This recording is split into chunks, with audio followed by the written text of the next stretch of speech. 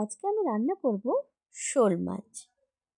শোল মাছ রান্না করতে যা যা উপকরণ লাগছে: পেঁয়াজ, আদা, রসুন বাটা, লঙ্কা গুঁড়ো, হলুদ, ধনে গুঁড়ো, লবণ, পরিমাণ মতন যে যেমন তার পরিমাণ মতন দেবেন।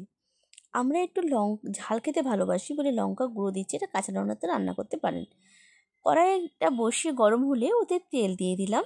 এবার বাটা পেঁয়াজটা দিয়ে ভালো করে কষিয়ে নেব। একটু কাঁচা গন্ধটা দূর হয়ে গেলে তারপরে এতে আমরা গুঁড়ো মশলাগুলো অ্যাড করব। তা এখন আমি পেঁয়াজটাকে খুব ভালো করে কষিয়ে নিচ্ছি।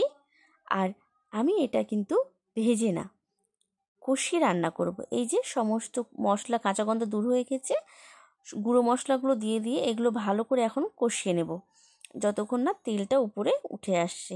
খুব ভালো করে কষানো হয়ে গেছে, দেখুন তেলগুলো উপরে উঠে এসছে।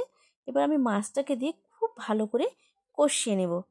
আচ্ছা, শোল মাছ খেতে কে কে ভালোবাসেন? আমার তো খুব ভালো লাগে।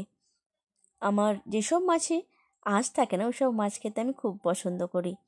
এই তো আমার কষানো হয়ে যাচ্ছে, আর আমি এখানে একটা টমেটো অ্যাড করে দিলাম।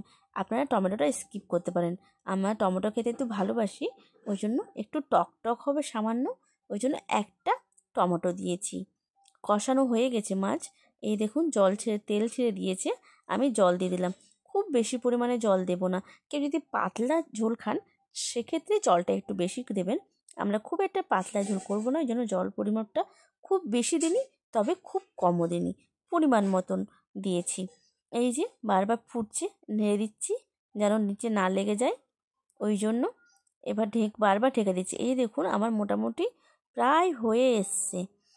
এই নাড়িয়ে দিলাম, ঝোলটাও দেখুন বেশ একটু ঘন ঘন হয়ে গেছে, কালারটাও ভালো এসছে। এবার এখানে আমি ভাজা জিরে গুঁড়ো এখানে অ্যাড করে দিলাম 1 চামচ, ছোটো চামচের।